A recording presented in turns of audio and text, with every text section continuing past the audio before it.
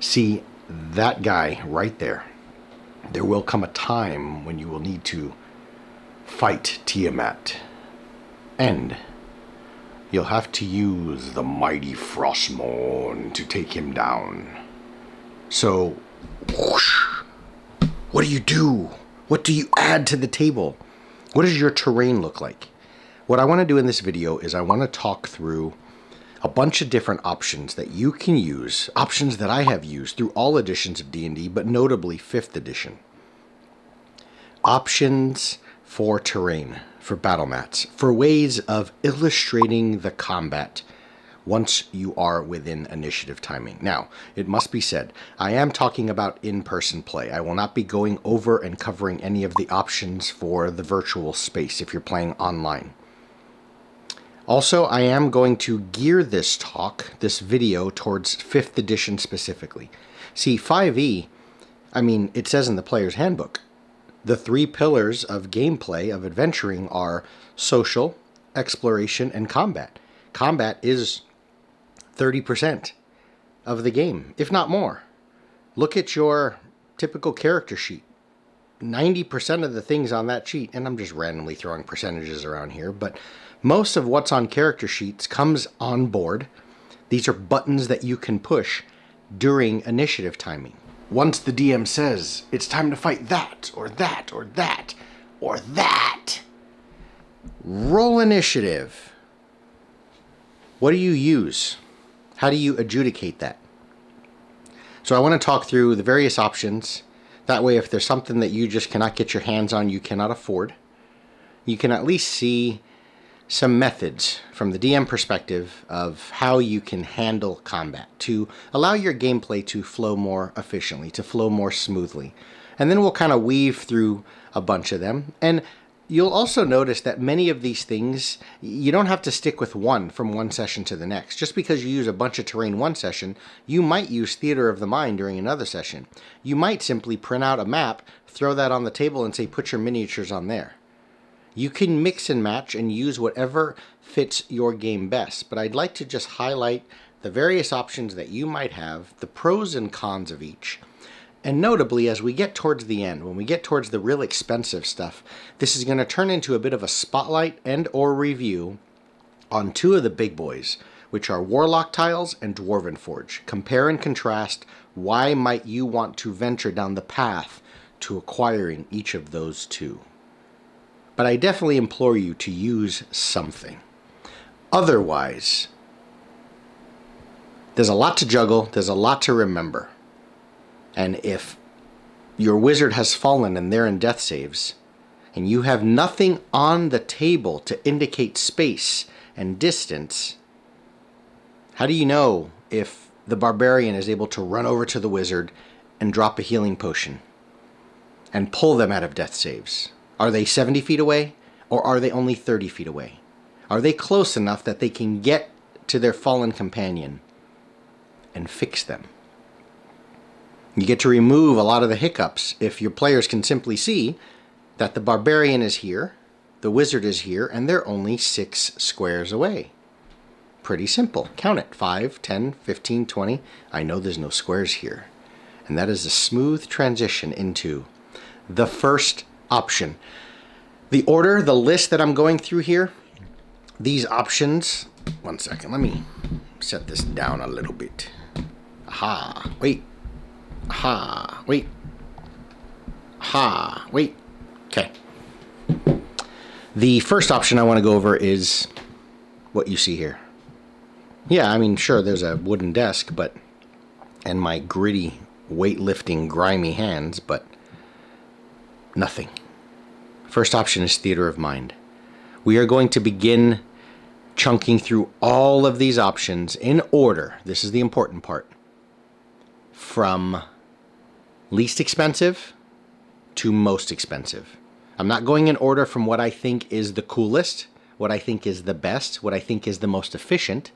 That's for you to wrangle through.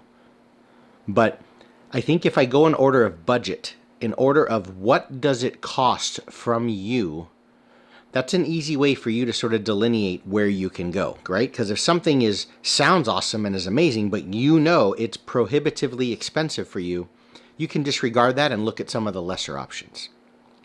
The first cheapest option is Theater of Mind. It's what D&D was back in 81, 82 when I first started. See, there was no internet. Yes, there was insulation foam and things that you can buy at a hardware store, but there was no video that told me to take the insulation foam and turn it into a castle. So you weren't making anything yourself. There wasn't a website and a Patreon that you can go to donate to the creative efforts of these artists, download these maps, print them. Hell, you didn't really have printers and things like this, right? I mean, the technology wasn't there. And if you look at the rules in the system, it didn't have nowhere near what's in 5th edition now, right? A fireball, it's very important to know that the radius of a fireball is 20 feet. It's not 60 feet. It's not whatever you want it to be just because the monsters are spread out. So therefore, it's important to know if your guy is really close to the goblin when you're going to fireball the goblin, because do you want to get hit? There's an entire specialty for wizards called evocation that allows you to shape spells. None of that matters if you don't have to shape anything if there's no spatial awareness involved, right? So the rules in and of itself sort of demand, and I hate to say that in D&D because you do whatever you want to do. You do whatever's best for you and your table and whatever's most fun for you. You can throw every rule in any official book out the window. But the rules sort of guide you into this gameplay where you have to track movement and space, at least in initiative timing, when you're in combat, right? Like I said, up on the shelf there when you're fighting that Tiamat guy. So Theater of Mind can work. The pro of Theater of Mind, once again, there's no cost. You don't even need a pencil. You don't need a paper. Okay? But let me go over one more. Another pro. It's very quick. See, you don't have to paint any miniatures. You don't have to Lego build and create any terrain. There's nothing you have to set up prior to the fight. You don't need anything. Combat's handled very, very quickly because all you're doing is you're talking through it. You're describing it. And likewise for players, their actions. You can just look towards your paladin and say, what are you trying to do? And if the paladin says, I want to get to the dragon, can I hit him? Yes. See, you don't have to bog down gameplay by looking where the paladin is, looking where the dragon is, and saying, okay, I'm going to move 5, 10, 15, 20. Hold on. If I get to 30 feet, but then I don't have a bonus. You know what I mean? It's just, what are you trying to do? I want to hit the dragon. Cool. Let's say you're far enough away, or you're close enough, I should say, that you can engage the dragon and attack him this round. The barbarian, meanwhile, is way the hell over here, and you simply tell the barbarian, you can close the distance to the dragon, but you're not going to be able to attack him this round. And this is still using 5th edition rules. The understanding that your base movement is around 30 feet or so. But Theater of Mind is just, it's quick and it's free. And in its, essence is the core of Dungeons & Dragons, which is imagination. Now, what are the cons of Theater of Mind? Well, you've got to be quite quick on your toes. You've got to be able to describe things well. You have to be able to paint the picture, if you will, and set the scene. See, when you start getting up to the high ones, like I'm going to talk about in this video, where you're dealing with Dwarven Forge and the real expensive stuff, that kind of builds the Battlemat and the image for you. You can be a little bit less, I guess, kind of a wonky way of saying, you can be much less descriptive because the players can see what's happening on the table. See, but with Theater of Mind, you have to set the stage. You have to explain and say enough that your players know where they are relative to the dragon and towards the other players. They have to know, based on your description, that the ranger and the wizard are in the back. The rogue is over here in the corner behind a tree that's not really on the table, so we have to remember he's behind the tree. And later on, multiple turns, multiple rounds later, which, remember, is 30 minutes of real time, we have to remember when the paladin engages, hey, no, remember the tree was there? These things are important. So that's probably the biggest con, is you have to... I'd advise against Theater of the Mind if you're a brand new DM. because you're already trying to juggle and maintain the rules and space and timing, and now you have to do that sort of by memory and through description, and that can be overwhelming. Another con of Theater of the Mind is it quite simply, and you'll notice this is a con that rings true in the earlier ones, the ones that are, once again, much cheaper, easier cost-wise to bring to your table, is it doesn't look beautiful. If a bunch of 12-year-olds that have heard of D&D, but they've never really seen it played, walk up to your table and you're running combat through Theater of the Mind, there isn't going to be a lot for them to sort of write home about, right? They're not going to see any, they're going to see this. And they're going to be like, well, they were talking cool stories and bringing stuff up, but I didn't see anything fun. Okay? So Theater of Mind is the cheapest. Next, okay, we got this thing, right? It's just some notes. These are the notes from one of my recent games. But notice, all I'm doing is I'm taking a piece of paper. Pretty simple, right? And I'm going to grab a pen. See if I can do this. It's been a little while. Aha. Aha. You didn't think the video was going to go this direction, but hold on. I'm keep going until I mess up. No, I'm kidding. So you have a pen, a pencil, right? What do you need for cost? You need a piece of paper and a writing implement. Marker. Number 2 pencil. A pack of number 2 pencils during school supply days in Walmart is, I don't know, $1 for like 20. So really, really low cost. Just slightly above Theater of Mind. You don't need much. How much paper do you need? Well, it depends on how much map you need to draw. But now, remember our little situation. We've got a tree right here. And there's a rogue over in the corner, or behind the tree. And then we have a dragon right here. Notice we're not using any miniatures yet. And then here's the paladin. And here's the barbarian. The barb. Can you see those? Kinda.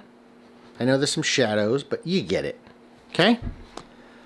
Well, the rogue is hiding behind the bush. We can see that, or behind the tree. The paladin's going to close the distance. Now, the problem with this, even if you're using pencil, is you're going to erase, and then you're going to write paladin here.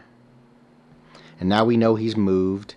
And then the barbarian has moved. But this tells us that's about 30 feet. And now, if you have some artistic ability, behind the scenes during prep time, you could have easily drawn this elaborate, really cool battle mat, right? You could have, had it outlined, and then here's like the cave entrance where the dragon is layered, and then you can start drawing these little rocks and stones, and, it can start looking all Dice and Logos map, right? But it's really cheap. The pro of this, it's really cheap, it's quick, it's easy. It also gives you whatever you need. You may not have, as much as you might be able to spend money on all this fancy Dwarven Forge, maybe you don't have 19 trees to represent 19 treants that eventually, the trees come to life. You only have 5 trees. What are you going to do? You're still going to say, hey, those green chits, those green dice, those are trees. See, but here, I can draw 19 trees. So you can draw whatever you want. It's quick, it's simple. You plop it onto the table and we're good to go. The drawback, once again, visually, it's not striking. Unless you have, cartographer, who is it? Devon Rue, I think? I apologize if I'm wrong there. Whoever is drawing the maps for Critical Role, right? When you can draw to that level and you have that Middle Earth, the iconic one, looking map, and that's your battle zone, yeah, that can look really beautiful on the table. But it still doesn't have the 3D element, the verticality, the scale. It may be hard to see. Even if you draw it and you write a 2 versus a 1, that building is 20 feet high. This building is only 10 feet high. Right? I draw one building and then another like this. One sec, I'll zoom in for you, don't worry. And you kind of indicate it that way. The one with the bold around it, that's a 2-story building, that's a 1-story.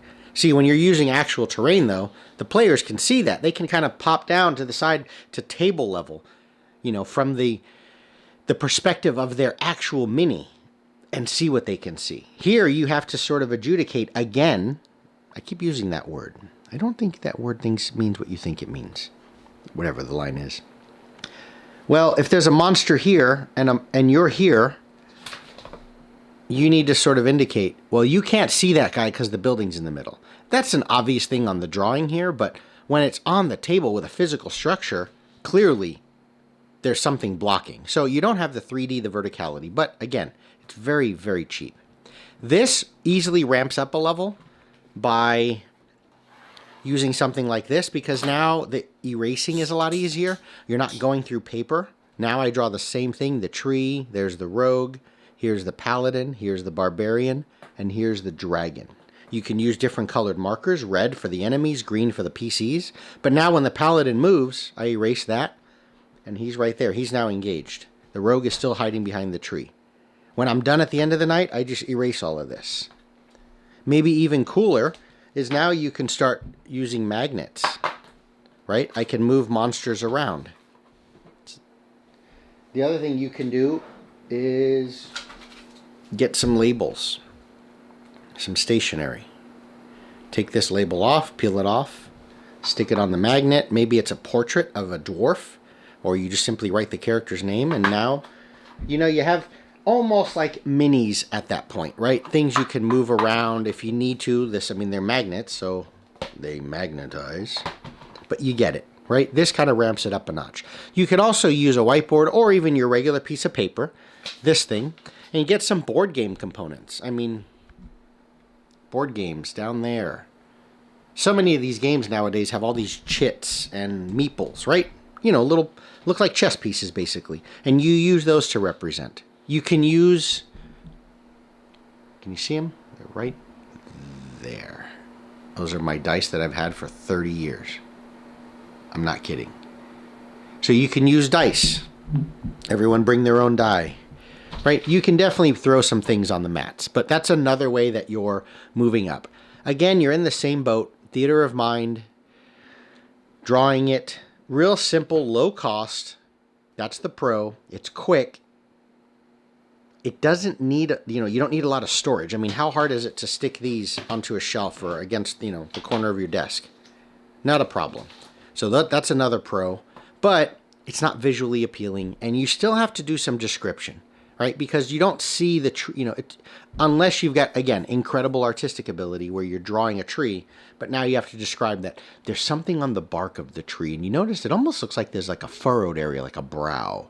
You still have to do some description to explain that that's a treant versus actually buying and using a treant miniature and throwing it on the table. Now, all of these ones I've mentioned, whether it's paper, whether it's this, you can certainly start to incorporate minis at that point. Right? Here's our dragon. Dragonborn, let's say. Not the dragon they're fighting. Now you can physically start moving these guys around the mat. And that's where we start getting into what's probably most commonly seen, which is where you start getting into mats. Battle mats, battle terrain. Okay? One moment. Okay. This is what we have. Good catch.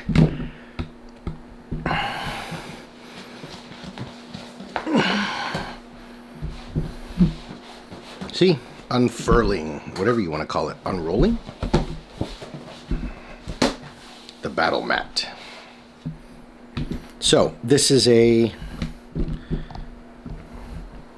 Chessex mat.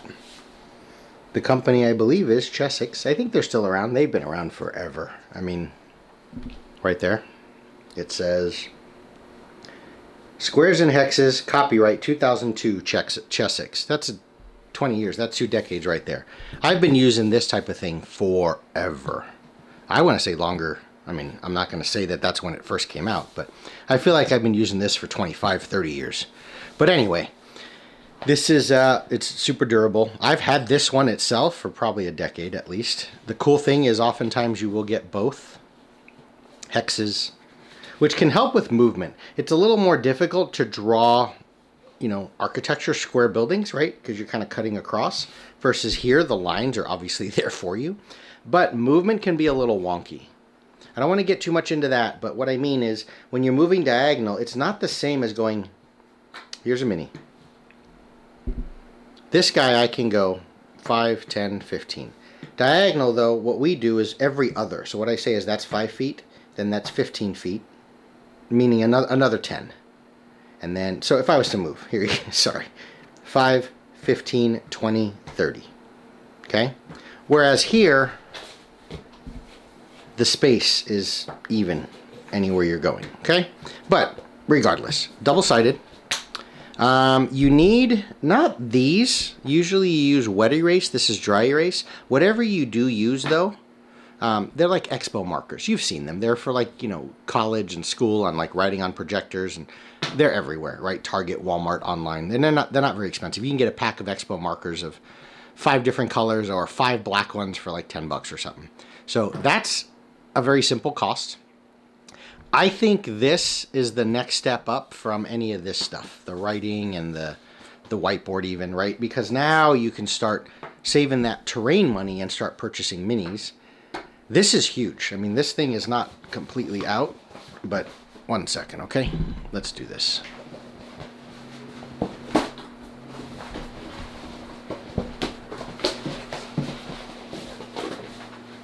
Man, I'm in like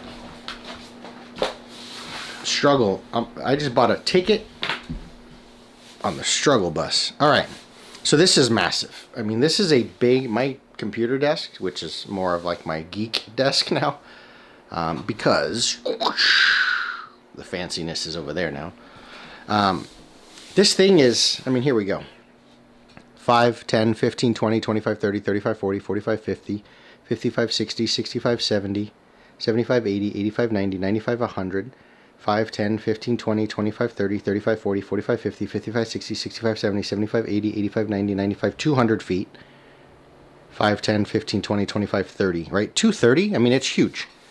So this thing, now you can get smaller ones and maybe even bigger ones, but you start getting like a 4 foot by 4 foot, you're going to spend about 60, 70 bucks, something like that. But again, the pros, it's simple. It's super easy to store. There's one in the corner right there. Okay? Super easy to store. That's it. That's all you need. Yeah, you have, of course, your drawer, right, with your markers in it. That's a bunch of junk, but you get it. Oh, right here. See? Things like this. Okay? So you have that, but that's it. And the cool part is, I'm not going to draw it on here, right? I have this one, I don't know where it is. There's a mat. So 2 things I caution you against. Whatever dry erase or wet erase you use, spray it down. Just use a wet paper towel. Wipe it down each night at the end of each session. And don't let that stuff stay rolled up with your map drawn on it for weeks at a time, because it will start to stain. I mean, like I said, I've had this guy for over a decade. So these are stains I'm sure I can get out, but then when you start using harsh chemicals to get this out, you're kind of removing some of this film, which I don't know what this is. This is like that, you know, banner, canvas, vinyl or something. I mean, you're not going to, here, I'll try and you see what I mean. It's not paper. Like, you're not going to rip it at all. I mean, I'm literally trying. And I've got weightlifter hands, so a pretty strong grip. So it's super durable, but wipe it off. And also, don't let your dumbass players sneak a little Sharpie in there every once in a while, where you're just kind of real quick in the heat of combat, you grab a marker and then you write. I have a mark. I think it's on that one. And it's in Sharpie. And yes, I was able to get it out mostly, but that thing is now known as the River Styx. It's just a permanent mark.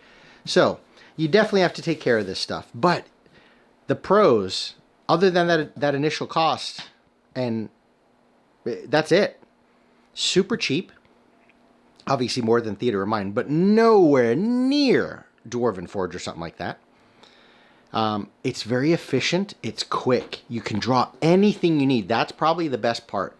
Is it's reusable because you can just keep erasing it at the end of the night. You have enough space to cover everything. You can draw anything you want. Any tree, any dungeon. You have the exact map. If you want to take one of the maps that are in Baldur's Gate Descent into Avernus, Curse of Strahd, and there's a dungeon, right? There's always these pictures. You transfer this 1-to-1, and you just draw it out, and you have it. And then you can easily take some black construction paper, or just a blank piece of paper, cover this part of the dungeon. When they get through here, and they finish, and they open the door, you move the paper, and you reveal the dungeon. So this thing is really sweet. It's smooth, and then once you start getting minis, Awesome. I'll show you. I'll bring this back when we get into scatter terrain. Okay? So, there's the pros. Really cheap. I mentioned them already. The cons, once again, losing the verticality. It's not as pretty. You've got to have the ability, and you will take some time. The better you want the map to look to indicate the spaces and the trees and the ruins and where's the ruin wall versus the village versus the road, you've got to draw that stuff. You still have to take some time. I've spent hours drawing on this stuff. I could have built a whole Dwarven Forge set in 20 minutes. So you will still take some time. That's one of the cons as well. Okay? Now, the next step graduating from here is very similar, but online and many other places, you can now start getting all of these terrain mats. I'm going to pull out a couple. So I bought these ones called Mats by Mars. I think I've heard that Matt Mercer uses these, and I think that's what the website is, or just Google it. Mats, that's what it is, a mat by Mars. Okay? You can get them in different sizes. I bought 2x2 because they were really cheap. I think these things are incredible. They're great. I bought a bunch. Now, yes, you're going to have that aspect where it's going to roll up on you. Just, if I was using one of these, all I'm going to do is, here, you'll see me do it now. See if I can do this without knocking my camera over. I'm going to turn this over and let it sort of sit the other way for a little bit. Point is, I would take this, lay it out, and let it just sit on the table flat for a little while. I mean, it's mostly flat. And there's like 10 of them in here. I mean, there's a bunch. So these are called Mats by Mars. You're going to notice very similar to the Chessex, except now you're getting the environment, right? And that does wonders for your players. Notice I'm just rolling it backwards for a sec, because it really sets the stage. It starts adding a big visual thing. Yes, this one, this desert Tatooine, is very similar to the Chessex, but notice what we have here. They're all gridded. Each one of these 2x2, I think it was like $18 or something. It's pretty cheap, 20 bucks. Yeah, I spent 120 bucks here because I bought all of the possible like biomes that I'd want, right? So I've got this desert landscapey thing. The review is not on this one specifically. So I'm going to talk about Dwarven Forge and stuff more, but you've got this one. You've got this kind of scorched Badlands wasteland. I've got my, of course, right? Pirate ship fight, things like that. And this is normal gridded combat. So you're swimming. You've got this, which is my forest area. I've got lava. I've got a snow.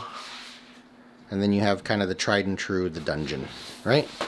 Now, these are really cheap for what you get. This is kind of similar material to the Chessex. Has this vinyl canvas feel. Other side's just blank. Okay. I think I read that you can draw on these a little bit with, you know, I would maybe on the other side because it is the same material. You're just getting this printed image here. And the quality is, I mean, I don't know if you can see it. It's pretty cool. And there's a couple of the stone ones, like you get on the website, you can order some that have like, you know, vines and cracks. And like, I think one of them has a little more of like a ancient, like a Aztec Mayan ruin where you're seeing like these fallen pillars drawn in. And anyway, I would probably go the other side and draw on this side and see if you can erase it. I've heard that you might be able to. I'm not going to draw on these. So that's, I guess, the downside of these is I'm getting the visual. I mean, look at how much more, right? Yes, I'm not drawing anything, but as you start advancing into the next stage, which is where we get into 3D terrain, you're going to start getting what's called scatter terrain. Little buildings. So you're not building an entire dungeon where I need to build the floor itself. I just need the negative space areas. So now I actually go to the hobby store and I have a tree. I have a rock. Now you're getting 3D space, but you're using this as the floor, right? That type of thing. So I wouldn't necessarily draw on these, but for the price you're getting, the more, I don't know, maybe popular, I guess, that you may have seen at like Games Workshop or, you know, when you're seeing people playing Warhammer 40K or Warhammer Fantasy, Necromunda, Age of Sigmar, whatever it might be, is you're going to get these big neoprene mats, right? But those can be, you know, 3 feet by 4 feet, massive. They'll cover your whole table. They're cool. They're beautiful. They have a nice print of forest and stuff on one side. But you're spending 50 bucks, 60 bucks per mat. These 2x2s, for $100, I was able to get kind of all the colors I needed, right? And for me, I'm just thinking through, I have a massive table, so I can get a 4x4, but I didn't want to spend $60 each. For me, the 2x2 is about enough space for me to cover my fights, right? So I bought that. The next step up from this, let me roll this guy up. So real quick, that's a Pro, right? It stores nicely and easily. They're durable. They just sit in the corner. Like I said, when I'm ready to play with one of them, I just leave it out on the table and make sure it's rolled up the other way. It flattens out pretty well. You can throw some books on it, stuff like that.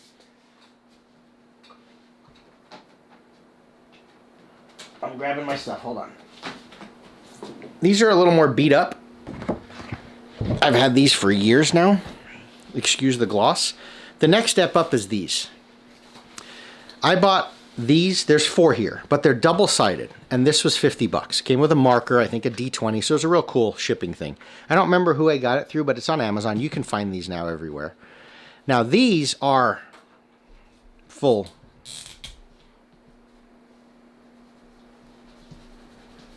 I think this is the wrong marker for it, or I would have used like a wet rag, but anyway, you get it. Here. There, it's kind of gone. I got 4 of these for $50. These are pretty good size. Maybe 2x3, something like that. 3 feet, but like a poster size. Okay. And I have 4, and the reason why is this one is, and it's really cool. Like, see if I can get a good, you're going to get gloss, but I'm trying to give you, the print's nice. Just trust me. I'm an artist, right? You know me on my reviews and spotlights. I'm a stickler for quality of art and cartography and whatnot. The quality is outstanding. The grid lines are subtle enough as well. It's beautiful. Like there's grids here. I can see well. And then the other side is stone. And then I've got a blank white one, which of course, no!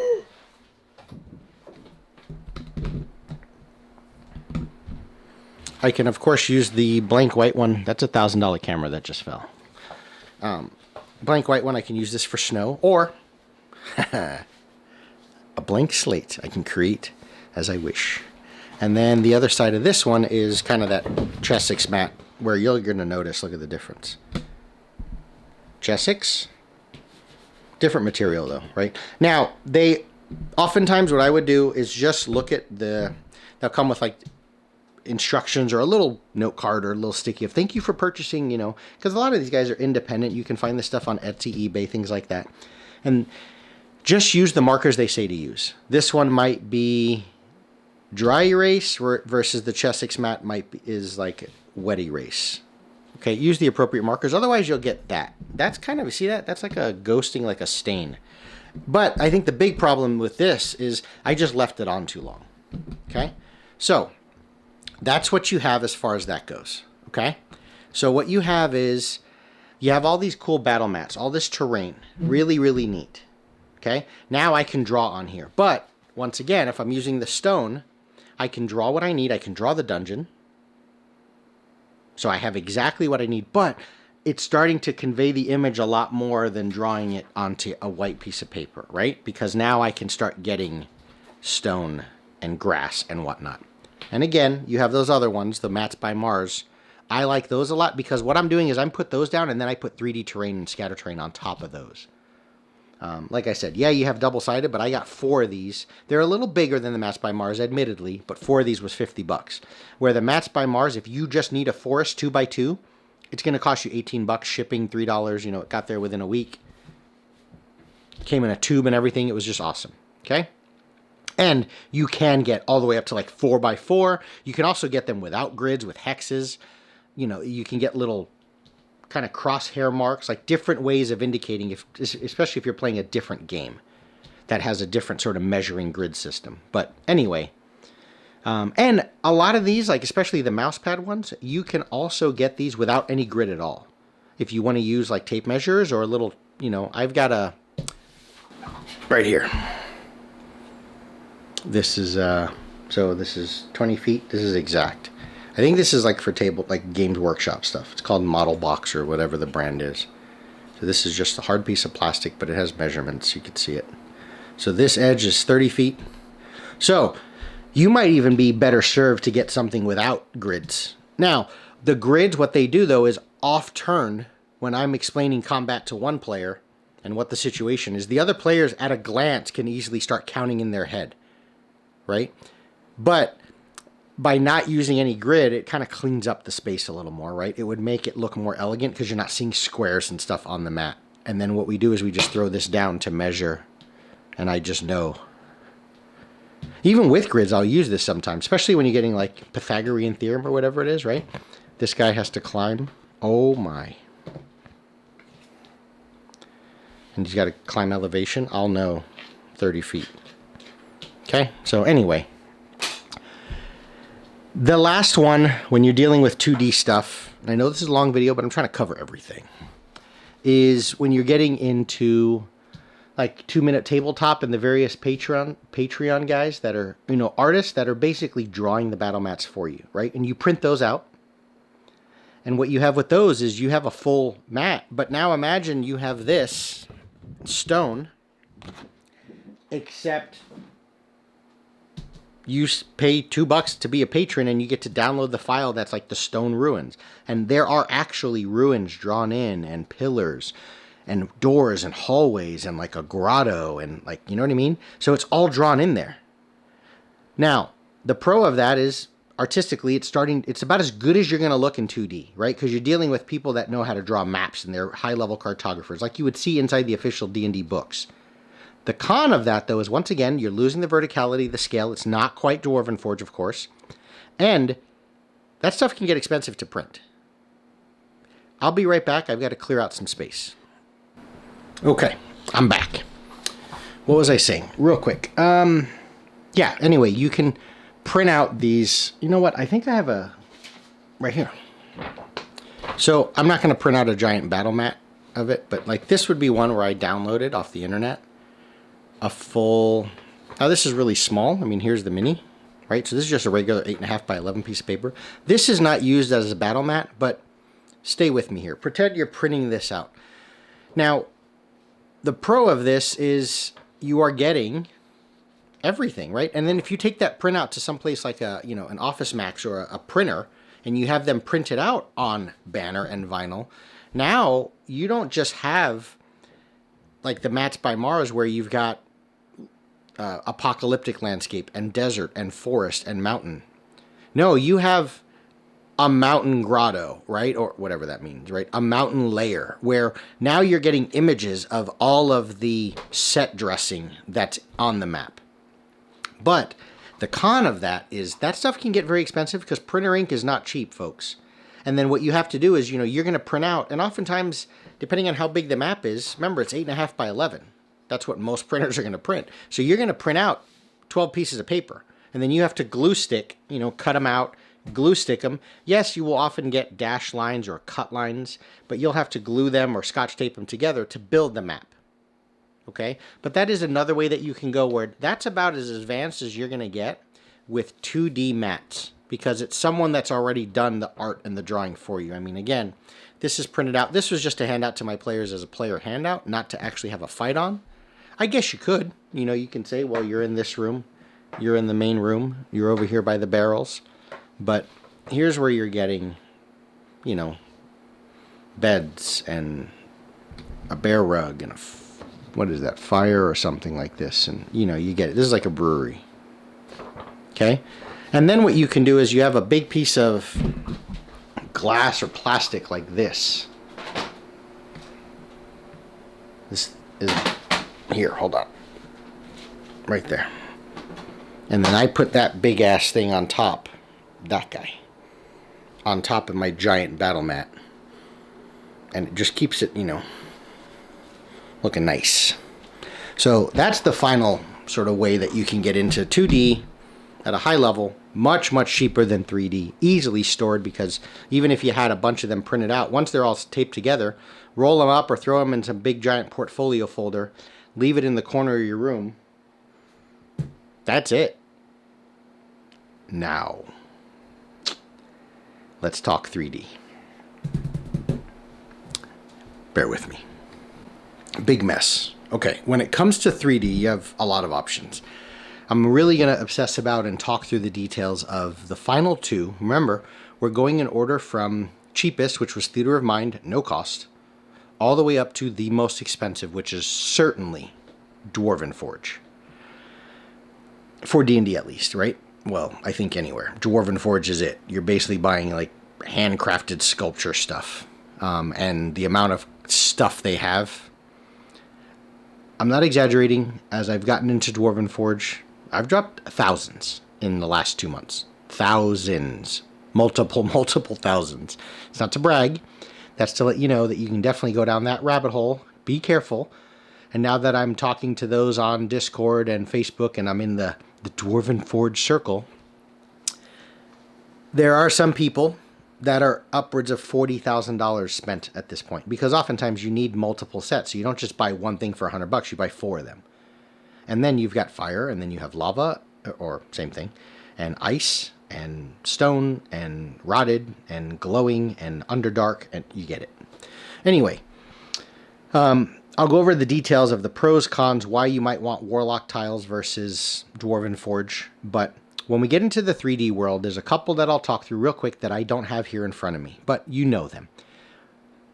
In order of cost. Not what might be best for your table, what looks the best, what plays the best, what stores the best. Strictly cost. Everything in 3D I have found is more costly than the most advanced Battlemats that you buy. Okay, so everything I just went over with terrain on the table, flat mats, this is the next step up, because now you're dealing with physical things, little crunchy bits, okay? It's like the graduation from Pathfinder pawns or using paper standees to actual 3D minis. These cost more than a Pathfinder pawn, okay? This box right here, this is a box of Pathfinder pawns. I've geeked it out and done a bunch of storage to it. I mean, I have every pawn that I need. That's like those 4. About it. So each of those 4 boxes right there is like $25 to $40. So that's $100 in minis. That's what 2D looks like. Beautiful, right? Artwork. Outstanding. And variety. You put them inside little plastic bases, you're good to go. These minis right here, and I know I'm not talking about, the video's talking about terrain, not miniatures, but it's the same thing. You're dealing with the transition from 2D to 3D. That purple worm by himself is $50. Tiamat, hundreds. This shelf is over $100. Just the shelf. That's it. I've only got 2, 4, 6, 8, 10, 20 minis right there. Pre-painted ones are significantly more expensive. But, I mean, look how cool this stuff looks, right? So, that's 3D, okay? That's what we're talking about now. All right, back to 3D. So, the first one that I'm not going to talk over, but I think it is the cheapest, is, I want to say making it yourself. Foam. Insulation. Pink foam. Use an X-Acto knife, a blade, right? Scrape that stuff up. The pros of that is now you're getting into 3D, right?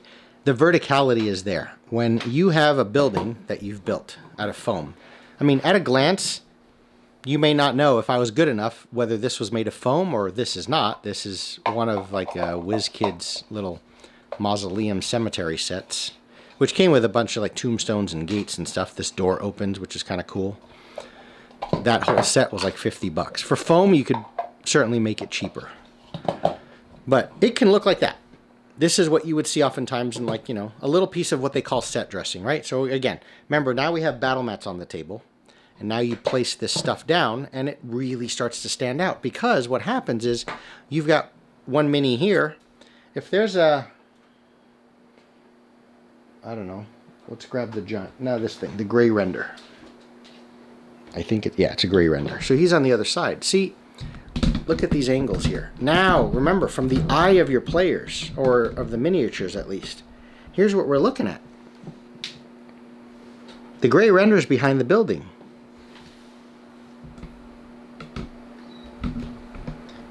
But at a glance, anyone looking down at the table knows that Dragonborn cannot see each other, because there's a physical object there. See that? That's what 3D is going to offer to you with the rumbling. Okay? So, in order, when you're dealing with 3D of cost, building it yourself is going to be the cheapest versus buying this thing. Right? Now, the other pro about building it yourself is, of course, there's the satisfaction of I built it with my own hands. I made that thing. You may have seen, I have them, they're up on the channel, a bunch of YouTube videos where I've talked about building things. I've built a lot for years. I don't have a lot of it anymore because the storage was starting to really get to me, which I'm back down that road again, but regardless. So the pro, it looks beautiful. Another one, the satisfaction of knowing you did it yourself, you built it yourself. A third pro, you can build anything you want. See, you make a ruined ancient city. It's going to take you a while, but you build a ruined city. You can paint it gray and have it look very typical to stone. You can make it sandstone and, something like ripped out of ancient Egypt. You can make it look Aztec and Mayan. You can paint and maybe put a bunch of flock, which is basically like sprinkling down green grass. Go to any Hobby Lobby or hobby store, a Michael's, and you'll find trees. And, these are things that were used for little crafts and Christmas decorations and stuff like that, right? Nativity scenes. You can use aquarium dressing and things that go inside of a fish tank and start plopping that down. And all of a sudden, that ruined city looks overrun and overgrown, like a jungle from one of the, Stranglethorn Vale, a troll hideout. You can paint it red, crimson, and scar the landscape with an X-Acto knife and make it look like it's fire scorched and fire giants once layered there. Ice, cold. You start combining that with mats by Mars and you put them down and think of how cool that landscape and terrain is going to look. See, you can build anything you want. I'm not going to go over the details of how to do that because there's no shortage of Black Magic Craft and DM Scotty and the DMG and Runehammer and people that have shown, here's how you sculpt stuff. Here's how you build things out of terrain. You can build anything. That's the greatest pro, I think, overall. If you can think it up, you can build it. You need a 19-story building, build it. You need a building that you can't fit in real life through the front door, build it. It's, in essence, miniature building is what behind the scenes of Lord of the Rings did. And just depending on camera work, I promise you, they didn't build all of those sets. Now, some of the sets, like Fangorn Forest, they built those trees. Like, that's using wire cutters and foam. Yes, we're dealing with something 15 feet tall, but that's the essence of it. You're building that stuff. That's very Hollywood special effects at that point. So you can build anything.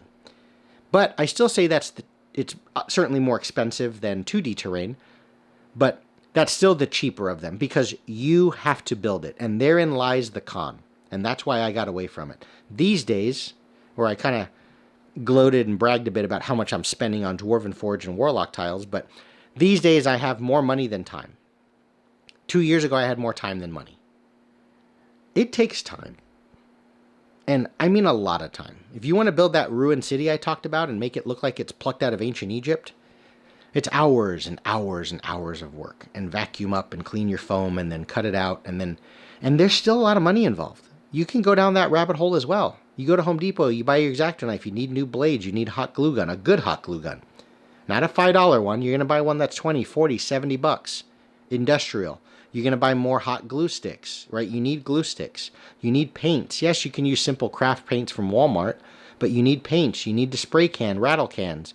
You need a cutting mat, a really high 3 foot by 3 foot self-healing cutting mat. That's 60 bucks by itself, right? Then you start getting wood and popsicle. I know you can get a lot of stuff at Dollar Tree and dollar stores, but Foam costs money. You have to store that stuff. That's another big con. It's huge. If you build a 7-inch mountain, you have to store a 7-inch mountain somewhere.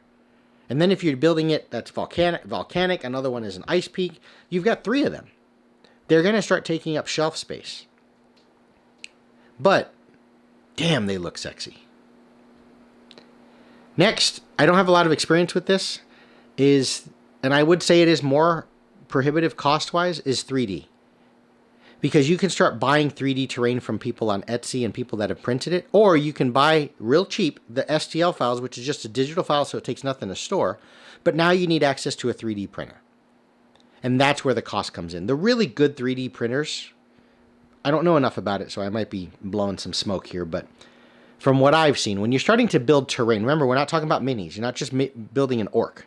You can get that for probably a couple $100 3D printer.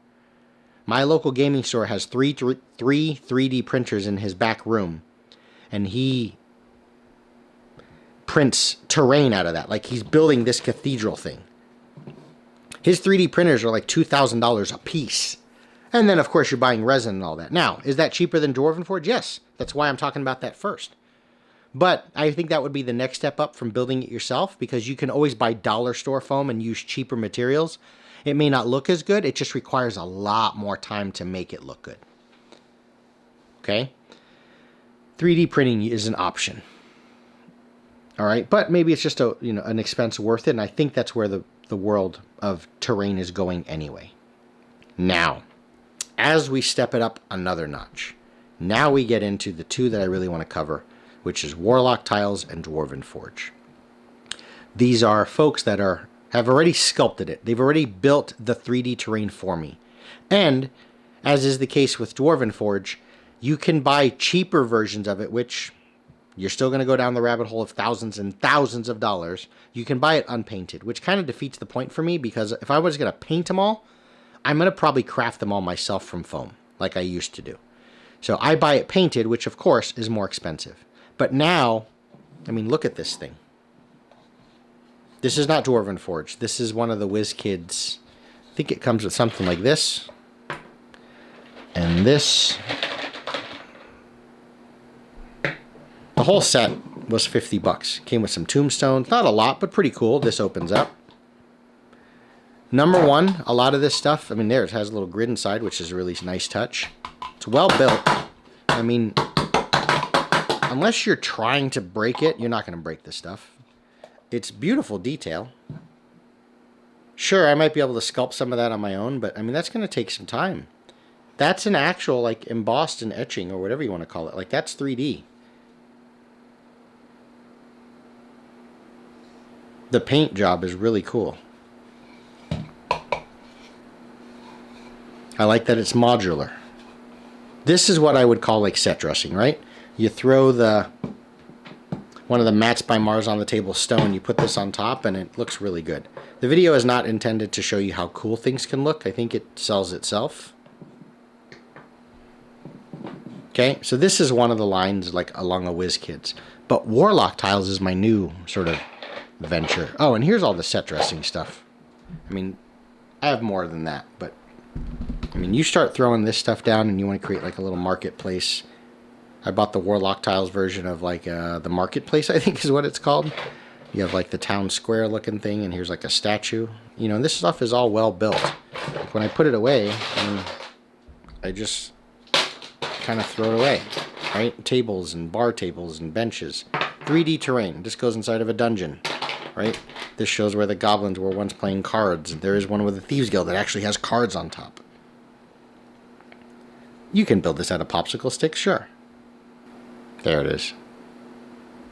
I mean, you can easily... I've painted a wooden bench or table that looked maybe even better. But, you know, it's done for me. It's well glued. No mess. Didn't have to take me any time. I just bought it. Paid money and opened the box and got like 20 of these and bar stools and tables, and you get it. So, like I said, more money than time nowadays. Right? But here's all like sort of scatter terrain is what they would call it. Like I just set this up, and then I put a bed, and then I set this up, and there you have it, right? You throw a miniature here, and He's investigating the tavern. So you get it. Okay? Now, Warlock Tiles.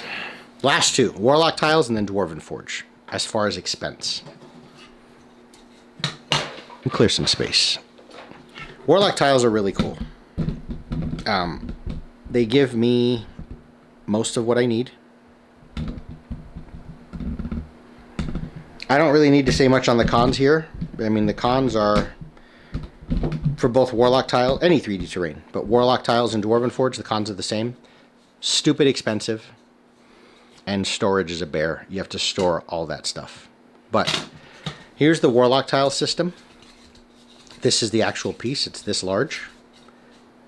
Their whole thing, this is by WizKids. You'll get a good amount. You can build a decent little 3-4 room dungeon or like a tavern with like an offshoot little kitchen and a few more tavern buildings, all for one box set, which is like $100. Okay, you can weave through that yourself through Amazon and looking at reviews, but so the pros of Warlock Tiles. Here's where it's more of, I think we're at the point we understand what the value of this stuff is versus 2D terrain. It just starts looking really nice, right? You start building with walls and such, right? You have verticality, you have space, you have scale. You know, if I bring this up to the table, I mean, that's how it looks, right? These doors open. You get it. I mean, when the mini's there, it's like, well, where is he? He's on the other side of the door, right? I mean, this is a physical object. I mean, you get that. Kind of understands that point. This is more of a pros and cons of one versus the other. Warlock Tiles versus Dwarven Forge. The pro of Warlock Tiles is it is cheaper. And significantly so. It's always painted. Of course, you can paint over it yourself, but it's always painted. It's double-sided. So you have all of these pieces. Like, yes, the paint is very samey, but it is the same, I should say. But it's double-sided. So you've got the core sets of Warlock Tiles are all dungeon and wood right now. Like stone and wood, I should say. So building dungeons and building like taverns and wooden floors. Now, the quality is, and the workmanship, especially the wood, I'm a fan. Not the build quality, but I guess the art, the paint job. Let's see if I can get a...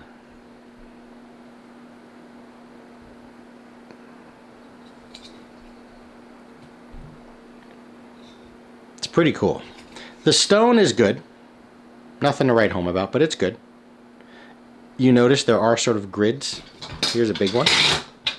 There's grids kind of built in already, right? 5, 10, and it's accurate. Both sides. Where the wood planks are sort of laid out.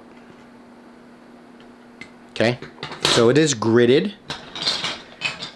Double-sided, which is a huge plus because you're getting, I mean, in the same box, you're getting both. I can build my dungeon or my tavern. Okay? Now, another big selling point is what's called these things, these Warlock Clips. They stick together. Transportability. Real simple. They used to have, you want these blue ones. They used to have yellowish ones, kind of bone-colored clips. I heard those things sucked. I haven't used any of them, and I'm a pretty strong weightlifter grippy guy, so maybe I wouldn't have an issue with it, but putting them together and taking them apart used to be a pain in the ass. This is real time. Here we go. 3, 2, 1. Done. And it's stuck. Like I said, this is one piece. So they come in really large. There's one that's like a 20 by 20, so 4 by 4 square. You've got these ones. You've got ones that are sort of just that large. And then you've got all these little 5 foot, just simple, 1 square. You've got round corners now. Now these are some of these are different box sets. You don't get this all in one, but average box set's going to be $70 to $100, and you're going to get a bunch of pieces. You see what's on the cover. And then you've got these triangles, so you can start creating like different dungeon spaces, you know, like you get it. and you clip them together, okay? To break it apart, real simple. I pull it apart this way. Done. Take this out. Good. I want to throw all 3 in here and really hold stuff together. 1, 2, 3. Snap it to this.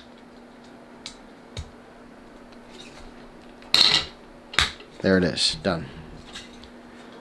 Now, can I just lay it on the table like this and just build the dungeon as I go on the fly? Sure. You know, oftentimes I'll do this first before I decide what I want to stick together. But, you know, that can be on the table. And that's kind of what Dwarven Forge is, right? Or foam terrain is you got to find some way to make sure it doesn't slide around. Remember, this is a kind of shiny wooden table. If I'm putting this on a Battlemat or the Chessex mat, it may stick a little better. And you can still put your minis on it.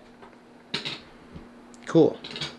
Now, do you need all this on the flooring? Remember, if you're using that stone Chessex battle mat or the stone terrain mats, you don't really need the flooring. But I like the verticality of it where you're attaching walls and such, right?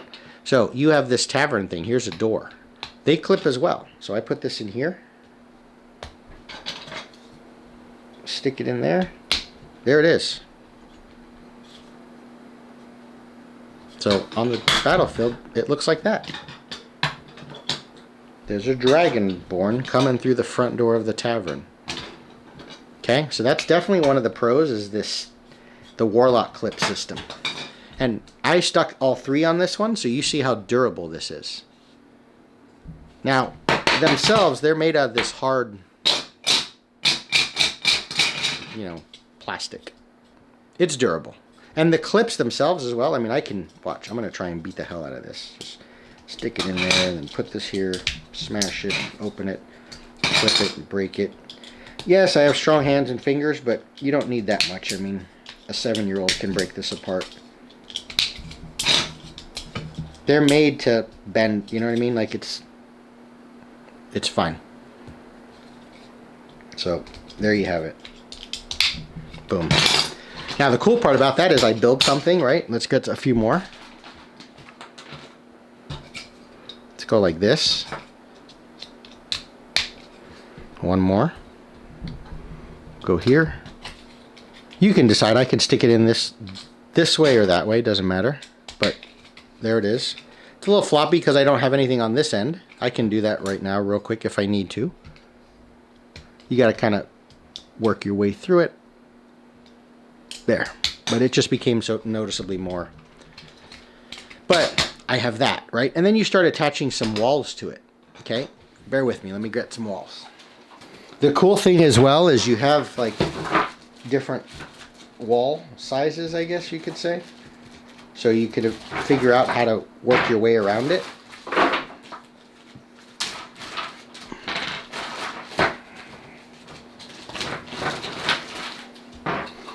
And there's another box set that recently, well, I don't know if it recently released, but they're high walls. So you'll notice, look at the height. Let's zoom down to the table.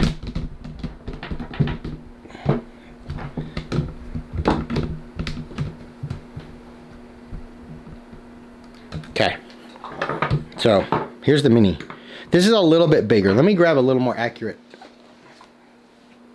He's still D&D size, 28 millimeter, but okay. So this mini is either Nolzur's or Pathfinder painted, but it's it's a D&D miniature, right? Official 5e.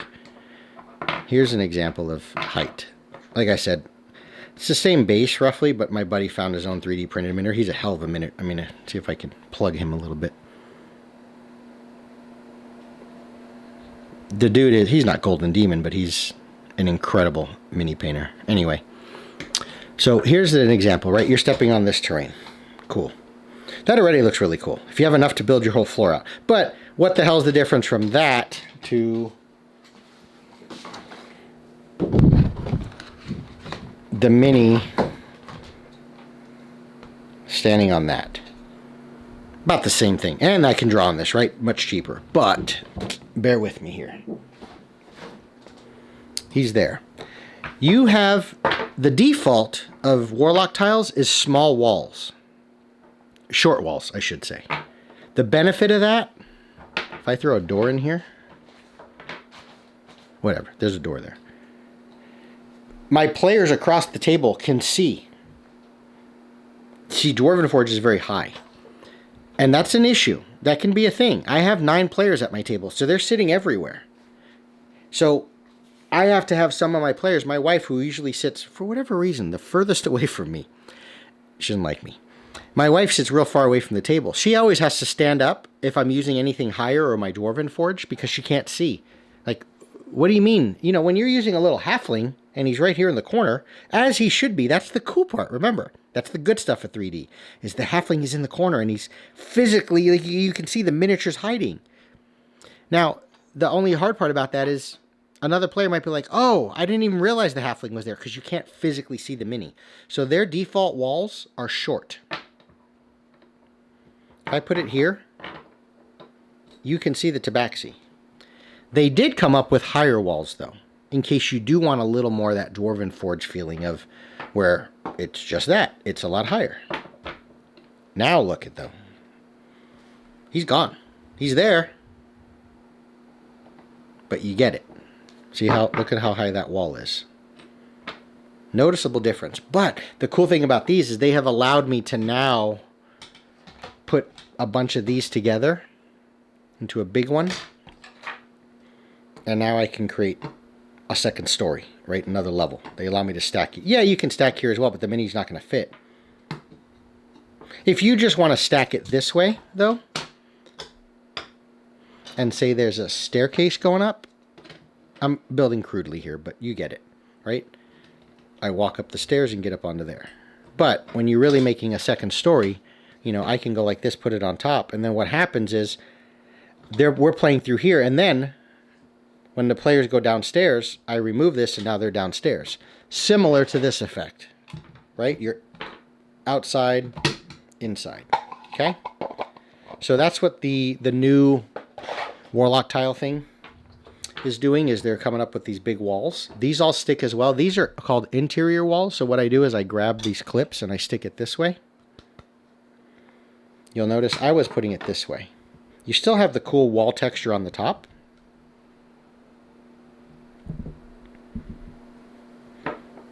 But the clip, they're just sitting there, which you can do, that's fine. But if you want to clip it in, let's zoom back up. Apologies, bear with me, friends. Bear with me, friends. I need a new, it's called a Gorilla Pod type of thing. I need a new one, I think. So, there it is. So they're called, I don't know, that they're not called interior walls, but you get it. But what I do now is I go, see what I mean? And then through some other pieces, like these small ones, let's say, you can work your way in like this. Right? So I have another wall going like this. This should be another interior wall. So let's stick this together here. I'll build something for you real quick.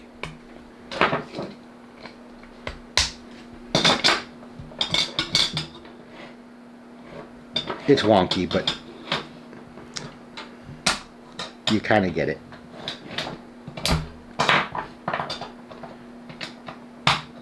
There we go. You see where we're going with that? I don't know, maybe you don't. See, I can put another one there. And let's do this. Let's stick this guy in. Say we're getting to a wooden floor at this point. That's the beauty of the double-sided. We're going to work our way, like this heads into a tavern. This goes into a tavern.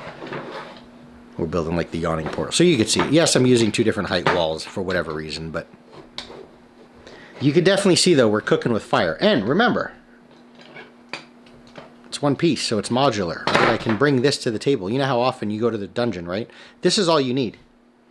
Okay, I'm going to build some more walls really quick, just to kind of give you the yummy of it all. This is the workhorse. This one here. But you have enough wall sizes to be able to get the right corners, I guess. So let me build this. We're going to go here. This one will be this guy. And then we'll go, let's turn the corner. We've got a big corner piece. Nope. Interior. There we go. What I was looking for is this is, notice this, the clips holes are inside, where the clip holes on this one are on the outside for when you're building that way. It essentially is, that's to me one of the strengths of it. It's like Legos. It's like, reminds me when I was a kid. I'm just playing with more expensive, geeking out with Legos. Okay, now check this out. Obviously that way. This wall is going to stick in here, but you notice there's an edge. What I love is they also give you these things. These are edges. Little pillars on the end, and there's holes. Now, I'm using a wood one, but there are stone ones. And you stick it in there. Not only does it give you that extra space I need to close the gap, but it just cleans the edge off. Like, there's a hole there. So I go like this, and then I stick this in here. I'm going to get the right. 1 second. Okay, there they are. And once again, you've got tall ones for the taller buildings, and then short ones. So let's throw this on here. Check this out. Like that. Stick it on here. Check this out. See, it's coming together. We need a, we're just going to go here. Double. See, I don't want to have a double wall here. I'm going to find a door. This did come in a different kit. It's called Doors and Stairs or something like this. So you, again, it gets expensive. You keep buying stuff. I spent $1,100 on Warlock Tiles because I bought like the tall walls, the dungeon interior, the dungeon curved walls, the dungeon, you know, and you start duplicating and getting so many different pieces, like a bunch of these. I can build whatever dungeon I can probably fill up this whole table with dungeon at this point. That's more, you don't need that to start. Because there's nothing wrong with just having this. This is not what you're getting for 80 bucks. This is like a fifth of what you're getting for the 80 bucks. And remember, double-sided. So you're getting a lot. You can build a good 100 by 100 dungeon, I would think. But there's nothing wrong with, if that's all you have, one box, you buy this, and you play this, and then like they go to the next room, hold on. You take it all apart, you rebuild another one. Like, you know, you're, sure, you have to do that. Where me, I can have them built ahead of time where I kind of pull this out, and when you open the door, this is what you see. When you open the door, there's another dungeon, right? But let me finish this off. So you have this taller one. You've got this lower one. The door's all open as well, right? They still stick on like normal. So we'll go like this, put it in here, put it there.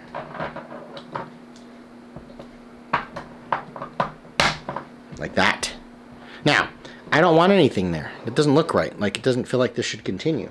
I can maybe put the edge, like this thing, if I want to. Like that. Now, here's the cool part, though. They thought of everything. There's edges. Actual edge, not those little pillars I put on the end. This thing. It's just this little clip, and what it does is it cleans the edges. There's wooden ones as well. So check this out. See, just, it's fine, but it's not as pretty. It's not as elegant. Your players are going to see that. I'm not going to stick any Warlock clips in there. So what I'm going to do is I'm going to put this edge on, and it snaps pretty simply. Not quite like the Warlock clip. It can kind of pop off, but does the job. Now that one's actually nice. Look at that though. Look how clean that edge is now. Come in. So we're getting somewhere. This, I might need, maybe this guy could work. Because the clip is not on the inside, I'm not going to stick it, but you get it. But then we can go a couple more walls. Another wall here.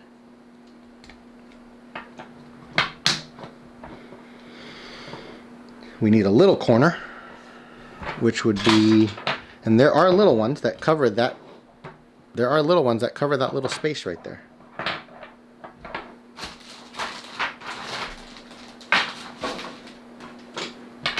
Let's not worry about it. Let's do it another way. We're going to go like this. We're going to put that edge onto this little guy. We'll put it right here. There it is. Oh, popped out, sorry. And if it pops out, just put another clip. Not a big deal. Now we can put this thing here. Big wall right here.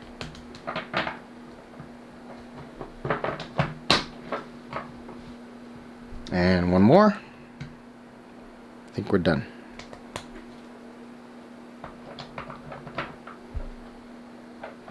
Will it get in there? No. I didn't build it properly, but you get it. You just take a little more time and you figure out your pieces, but, you know, that would be stone. There are ways, like I can use this interior one, like that, and then put an edge and an edge. I'll clean it up right now. Not an edge, it's a pillar and a pillar. So there's one on this end, and then one on this end. But because it's an interior wall, I can stick it onto here like this. There we go. Other than me making the mistake right here, where I have to, you know, there's a clip here, but I'm missing the little hole compartment, so whatever. But this is one piece. I mean, it's enough, you know, put it on a little piece of paper or whatever, or cardboard, and then move it around the table. I mean, it's fine. But there's your dungeon. So the guy's coming through the door.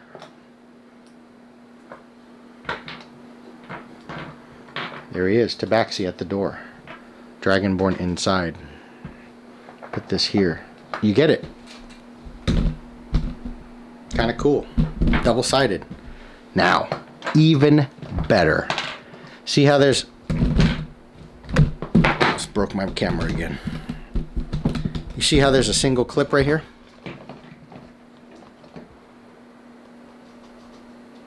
There's things called interior walls and spaces. This is the beauty of, to me, their clip system. So look at this thing. There's these just metal brackets. Pretty strong, sturdy.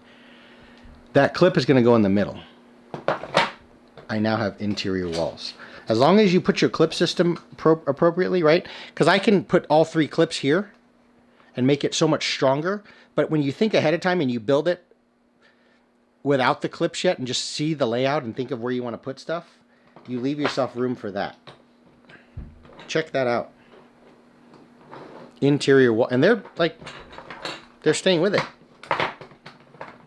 I mean, they come in and out really simple because they're sort of sitting around the clip, right? And there's different, you know, there's ones for inside the tavern. There's ones that have interior doors. So I think right here I might be able to go a door. If my clip, see, the clip system's correct. I only put one there in the middle. I typically put one in the middle because I kind of know by now that these doors don't open, but still. So we can leave it like that. And there's a little one. So I can just block this way, so there's only one little passage. But look at this. This is bugging me. I need to fix this. Bear with me for a moment, please. I know the video is like prohibitively long, but whatever. There we go. But here's what we did with these interior.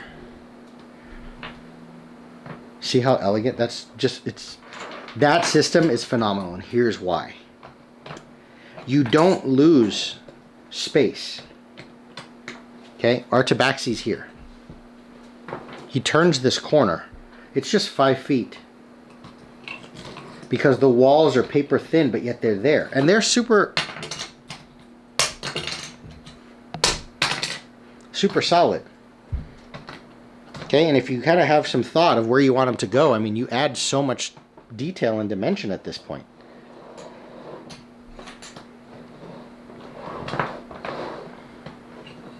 Their walls and doors pack is also really cool. There's some with like secret, like it's like this, but it's a secret wall, so you can, it actually opens. It's really neat. But this is beautiful. See, Dwarvenforge doesn't do that. You'll see in a minute. What Dwarvenforge does is they have like a half square that's just missing. Or you can step a miniature in there, but you'll see. You'll see. Now, another little bonus. They're ladders. There's a groove. So when you're climbing the wall, there's a space. It's not perfect, but if you set it up, it'll work. There's a little clip. Not a clip, but I'm not selling anyone on this right here. I think it's the wrong way. But anyway, you get it. There's a little space. There's a little space. The stairs, the same. There's a hole. So this just simply indicates the tabaxi's on the stairs. That's not, you know, is he at the top of the stairs? Obviously, there's space there, but oftentimes, I mean, what are you going to do? You're going to do that? Well, that clearly works, but you know what I mean. Here, you can actually physically put the dude in there a little bit. Again, they kind of thought of everything. You've got these little risers as well, like things like this, which come apart to change so that I can kind of start to put like a piece here, and you can, you know, you build it how you need to, right? I can come up with stuff. I can easily take these things, which is close in height, not quite, but you know, maybe close enough. Throw this on the bottom, and then you can start to like elevate your terrain. You get it. That's Warlock Tiles. Double-sided. Really neat. I like him for dungeons because I can really build modular and like bring it to the table or clip this and then make the next one. So when they go through this door, I just pull out the next one. And then it, you know, it would nice, you know, fit, butt up against it very nicely. Take the whole dungeon, pop it up against here, and you're good to go. Double-sided. The interior walls is brilliant design. If you put enough Warlock clips in, it's not going to fall apart on you. They're super durable. I mean, you can let your nephew, your kids just play with this stuff, and you know, it's not that bad to take apart. I mean, again, you can be kind of reckless with the clips.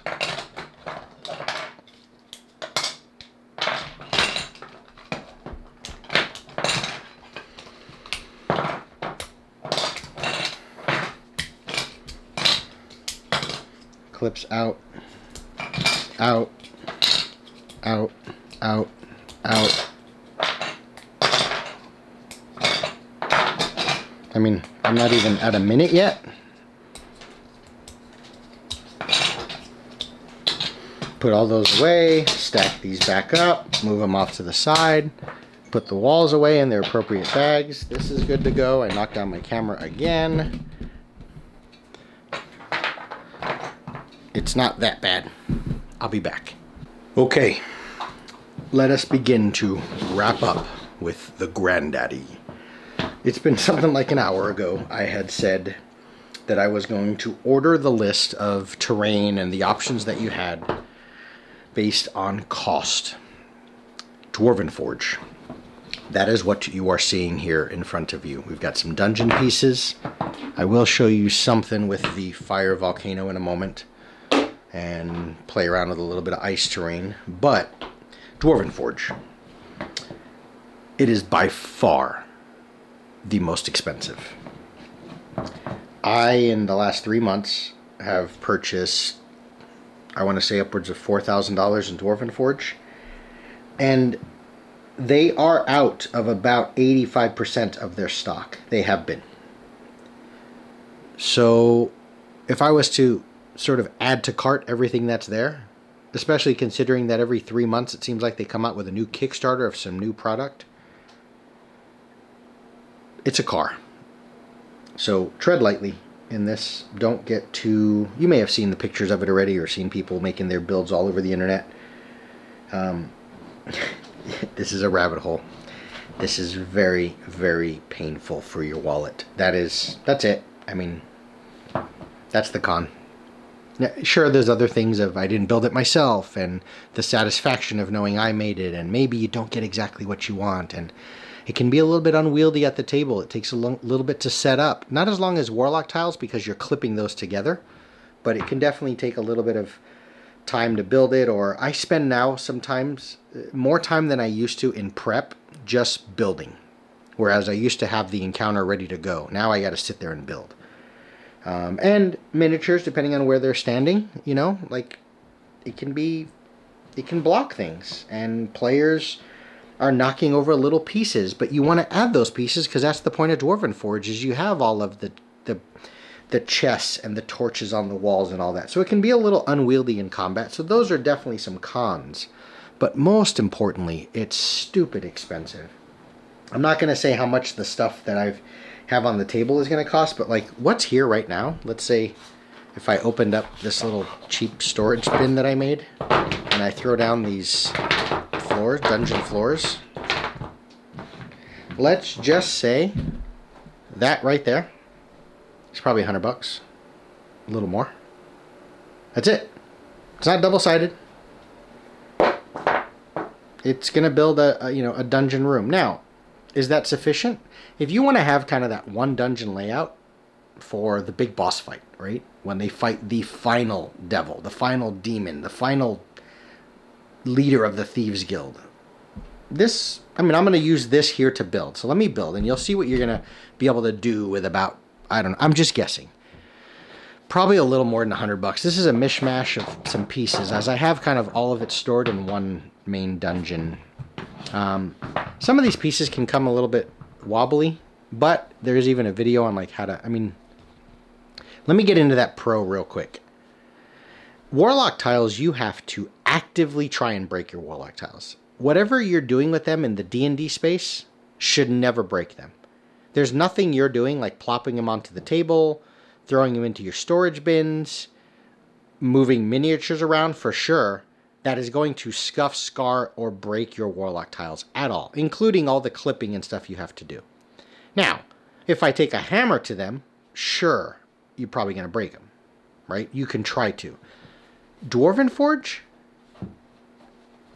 other than messing up the paint, I don't think you're going to break them. It's kind of what they call, I think, their proprietary Dwarvenite. It's a plastic resin, but it's, what I'm demonstrating here is like, you know, this, there. I flattened it. They've shown how you can kind of take the big pieces and make sure they're even. It's not an issue with these. These are pretty solid. They're not moving really. So, but like, here's an example, okay? This stuff is expensive, so I'm not going to try and... This is a real hammer. Small hammer, but whatever. But I'm going to do it on this side. Hold the camera.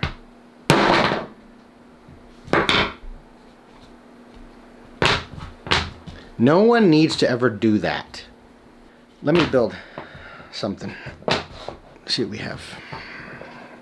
Go like this. See if I can let you see. Let you see what I see. I don't sing very well at all. Let's go like this. I don't know if I went too... Is it too large? Let's go like this, like this. Let's see, there. That's kind of cool. Well, yeah, I think we need to shorten it a little bit.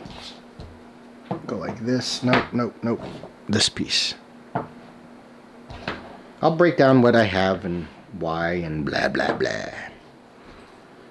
We're going to go this one. Yeah, what the hell, leave it like that for a minute. I'm missing a piece.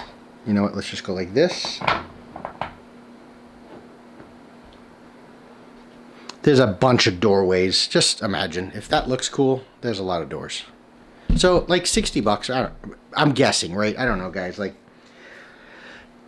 maybe a little more than the 50, because I think this is a little bit larger footprint than the starter dungeon, and you do get these ones, I think, with these, like, this stuff. The columns. But it's close, and that was the starter dungeon, I think, is $49. Obviously, you have to pay shipping. Shipping's really quick, too. They've been awesome. They're well packaged. Now, they don't come in any boxes that you're going to store them in. I just take that stuff, throw it in the recycle bin. You have to store your stuff afterwards, which, of course, all 3D terrain, that's a con, right? I get it all painted. You can buy a lot. it's still insanely expensive. Like a starter dungeon unpainted, probably gonna be $30, maybe. And I think the starter dungeon is, you can look it online, whatever. I buy it all painted because, you know, I need to. But there's that hand feel to it. Like, you notice that stone looks a little bit different in color than that, but there's that uniqueness to it, I think. And it's definitely hand sculpted, and obviously they take it now and then they get it in molds and then they redo it. But this stuff is built, you know, like someone is working with the raw materials to begin with. I mean, if we look at it,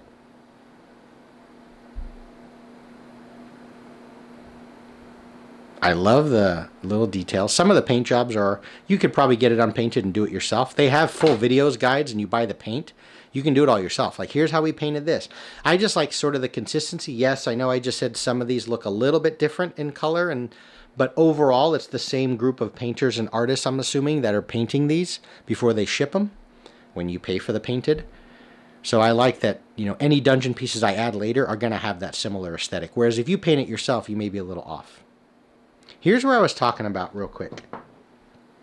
You lose that little half space for the wall, right? This one is a better example. See that? So when your mini is on the space, if you were to put two walls back to back, I know they're different, but you get it. See, this half space is gone. And then you kind of have like 5 feet, 10 feet, 15, then you're in this hallway. Whereas remember in the Warlock tiles, it was a thin. So it's kind of like there's a wall between this line here. Dwarven Forge doesn't have that. Maybe it's just prohibitive in how the stuff is sculpted and built or whatever, I don't know, but it just doesn't. Now, yes, it's not stuck together, right? This is flimsy. If I pick this up and bring it to my table, this is all going to fold. The benefit of that, though, is I don't have the clips to deal with, good or bad, but on the fly, real time. Let me just lay out this dungeon. Boom. You get it. Now, that being said, as much as I said they don't have the clips, they have a lot of these things which are awesome called terrain trays. This is a small, what is this? 5, 10, 15, 20, 25, 30 feet by 30 feet. It's a square. It's kind of neoprene. Yes, there's these little edges. They don't fold up because it's pretty solid. But inside is a metal plate. Like, you can see where the edges are. If I was to fold this, right there. It's like a pillowcase concept, right? Inside is the foam, and then you have the pillowcase on the outside. They're all sewn, so it's not frayed. They're beautiful as far as texture. They're double-sided, and there's a bunch of them. They don't have them in stock, so I only have like the foresty ones, which is this, which has, I think, a little more, yeah. And then I have the stone, which has like these pools. They come in bigger as well. I think this is what? 1, 2, 3, 4, 5, 6, 6 by 6. They come in 8 by 8 and then 12 by 12, which a couple of them together on the table start to fill out a whole battle space. Now, why is this important? Why am I showing you this? Well, they all have the metal plate inside. One of the sets I ordered, I think it was a little cheaper, didn't have any magnets. You can always put rare earth magnets in there. That's what the holes are for. But many of the pieces, they come, like, it's ready to go. I don't need to glue my own magnets in. It just comes like this, pre-painted, super built, like a tank, like you see, and magnetized. So, when I'm building, as much as there's no clipping,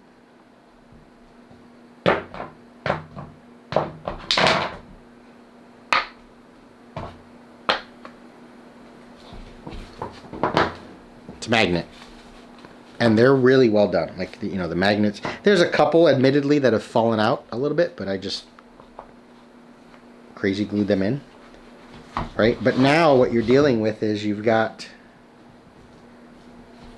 the ability to sort of have these different trays. Similar to what I showed with the Warlock tiles, where I bring this tray and it's good to go.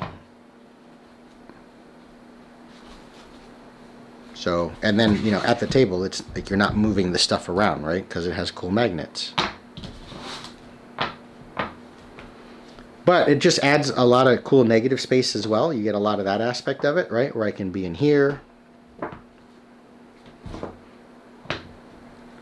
See what I mean? Like I can have like this walkway.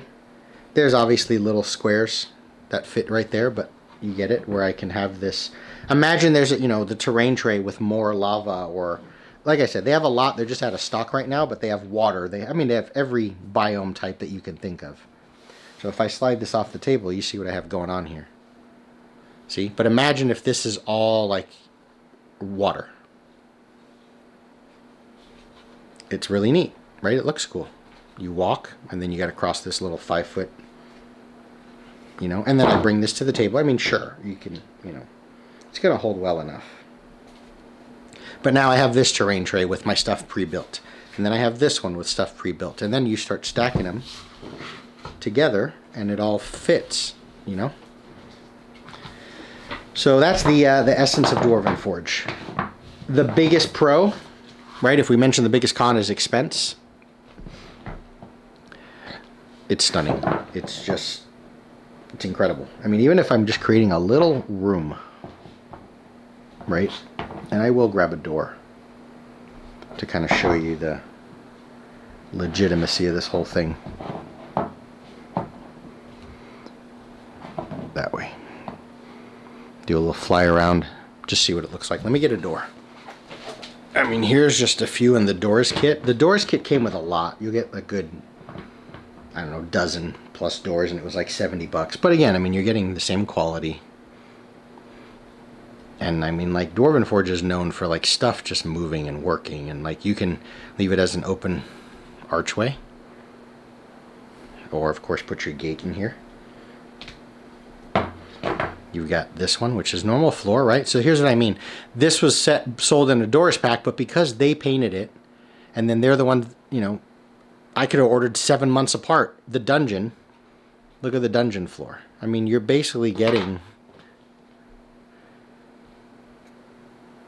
the same sort of paint job, right? If you bought this unpainted and then you bought the dungeon unpainted, you got to remember the exact steps you took. Again, follow the website, you're fine. I think if you're going to try and venture down the path of Dwarven Forge, maybe go the unpainted route. But for me, it's all becoming just a matter of time. My wife was even saying, obviously, when I'm spending $5,000 on geeky stuff, you're going to lose some wife faction. She was like, what are you doing? Why? What, and then, okay, fine, you're going to do it anyway, whatever. Better to ask for permission. Or forgiveness than permission. But if you're going to do it, why not get unpainted? Well, see, here's the thing. I'm not just only focusing on terrain. I've still got to plan the encounters. I still have to write the dungeon. I still have to write the map, or draw the map. I still have to write the story. I have to track the characters. I have to update things. I have to answer questions. You know what I mean? There's so much to do. It's so nice to just pull the stuff out of the box and I'm good to go. When I get it, I can build and play with it tonight. Okay? Because when you do get $5,000 in stuff, you're going to have 700 pieces you have to paint. And being honest, if I showed you some of the crazy ones, like this, here's a cavern piece. Yeah, I can paint it, but like I just don't want to run the brush through all those little cracks. And then look at this one. This is my forest piece. This is a giant, magnetized as well. So, I mean, you don't need to on this board because it's the same damn size, but it's stuck to it. But like, I don't want to just paint the little that and then the little bushes and little leaves, and some of them have more detail. Now, if you paint really well, Dwarven Forge, because you're getting the quality, the sculpt, the texture, and then you have the ability, like you're a high-level miniature painter, you can make your own stuff. So that's maybe one thing to look at. Get unpainted dungeons, and that way you can make your own. Buy the cheapest dungeon set and just paint it red for fire. Paint it blue for ice. Paint it stone. Sandstone, like it's in some, ancient African desert or something like this, right? So that might be one way to go. Because that is another part of the cost, is I don't just have caverns. I've got lava pieces for caverns. I've got ice caverns. Well, the ice cavern set's $90.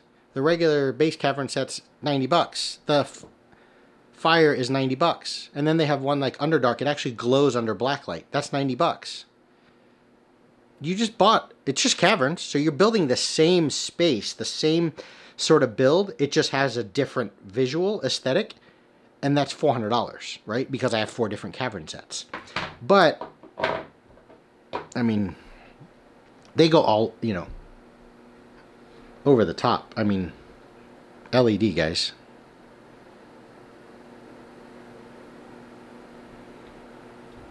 To give an example of how cool something can be, but also how expensive, I just bought a volcano. Just a volcano. I think it comes with a little piece on top. There's a hole there so you can buy little attachments. But, I mean, it's, again, super solid. It's beautiful on the table.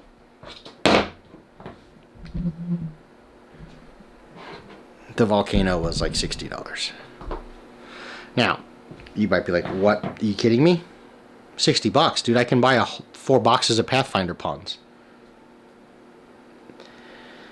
Another aspect is like the artistry, I guess, the craftsmanship. I know someone sculpted this. Could I potentially ever paint this and do this? I could. There's enough videos out there. Black Magic Craft. There's some people that actually make better than Dwarven Forge, certainly. You know, miniature people like Adam Savage or something, right? The props that they've made for movie sets. Because they're not going to really fly over Mount Doom. No, they're going to make a sculpt of Mount Doom and then fly a camera over it, right? Or do it in CG, of course. But the point is, like, if you want to do it handmade, but, like, I know someone made this, and then it was sent off and put in molds, and then you get 7,000 pieces of it, so that way 7,000 different people can buy this, and then someone painted it. So there's a hand quality to it. It's just I'm paying for the fact that someone else did it for me. That's all, you know? That I'm not having to run the wires to run the LED kit myself. So, you know, to each their own. But here's the door that I was playing with. This one's cool. Has like a wall. So if I put this here, I mean, you know, we're kind of good to go. And then there's other little individual pieces like walls that just freestanding.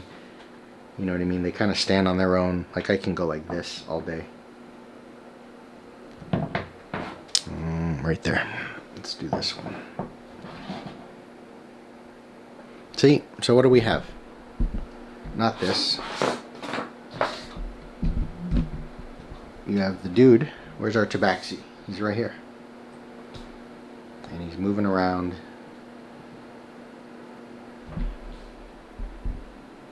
Goes around the corner. So there's the kind of con, right? It's unwieldy a little bit. Like the players have to stand up and physically move it. And then this guy's here. But it definitely gives you the space of like, can I get around the corner? No. If there's a monster right here, if this gray render doesn't even fit. But yet that's still a... See what I mean? That's the Dwarven Forge where it's like technically a 7.5 square, right? But he fits here. But if he's there, the Tabaxi's here. Well, the Tabaxi would be in the back because he doesn't want to get in combat. Dragonborn fighter's there. Now, yes, it's unwieldy and you're knocking stuff over, but you're not breaking. You're not going to break this stuff, right? So there it is. But right there, we know, unless the gray render moves, you're not getting through that square. Right? You're not going to get through it. So, it, you know, there, the 12-year-olds walk up to the table and they see this. They're like, oh, I want to play that game. And now we have the secret door. Investigate check. Boom. And what do? We start building. The dungeon snakes this way and there's a portcullis on the end. So there's some ice. The ice is beautiful. I like it a lot, especially on the terrain that I have on the board. Here I'm just using the Mats by Mars. One of the big pieces. This is just a whole chunk. Set it down.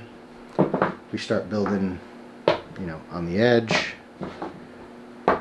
You know, it really is just Legos, guys. Like you're sitting down and just trying to build. There's stalagmites, stalactites. You know, we'll go like this. See what I mean? Now we're built like there's a little wall. There's some banks, so this kind of steps down like that. Right? You got this thing right here. Another little piece that comes like that. I mean, you got something going. You know, you put the minis there, and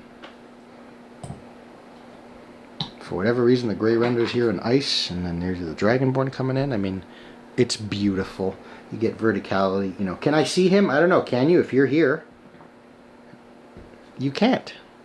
Because, you know, zooming in, Right there. You can't see them. There's a gray render.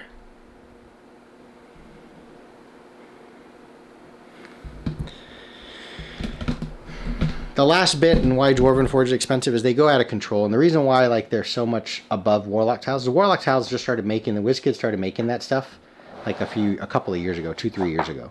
Dwarven Forge has been around for like 2 decades plus, late 90s or something.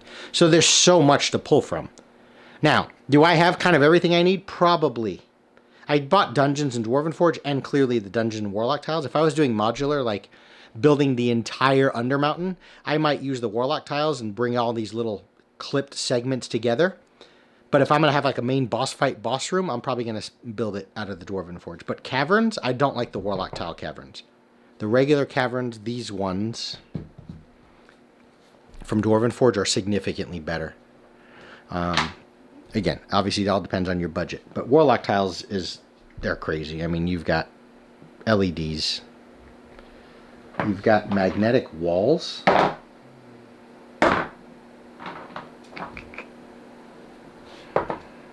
Right here. So when you have things like, I mean, you can buy these pieces of just things to hang on the wall. So you got this thing. It's just some chains or something. But these walls, there's a little lightning bolt on the bottom, so I know it's now it's magnetic on the bottom. But also, it's a magnetic wall.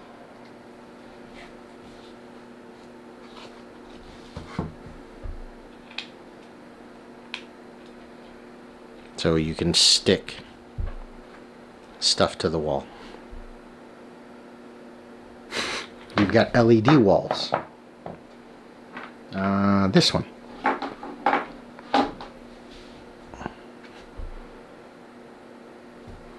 Then you take this.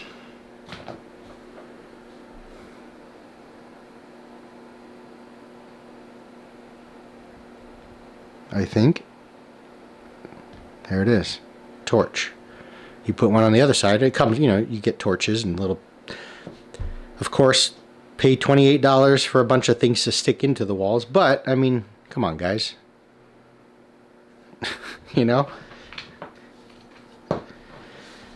But that's kind of where I'll start to end the video in offering up this.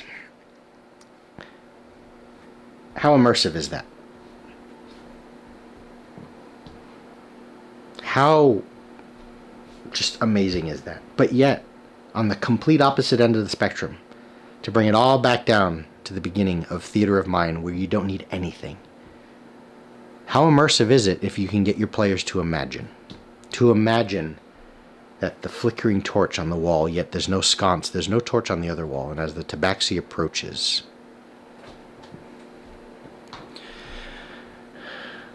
the tabaxi turns the corner down the hallway. And on the wall to your right, there's a space, like there was once a throne there, or maybe some sort of a chair, maybe even that might be holding a secret wall. There's just something about it that stands out, and there's one flickering torch. There's 2 sconce holders, whatever you want to call that. The one closest to you is empty. There's no torch there. But there is one flickering on the right. You wonder if that's some sort of a puzzle. And yet the path continues on beyond. What do you want to do? That's the explanation. Theater of Mind. For free. But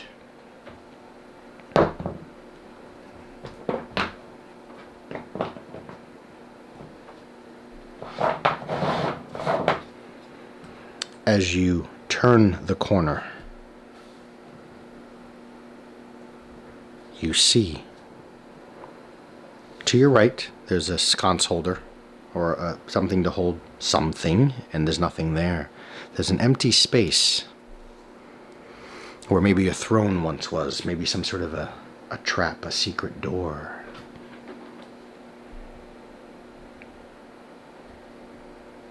But yet there it is, flickering, one single torch. What do you want to do? I move up to the torch. Dragonborn comes around the corner. Where's my companion? He's over by the torch and the gray render. The monster attacks. Well, am I close enough? Thanks everybody for watching. I'll talk to you soon.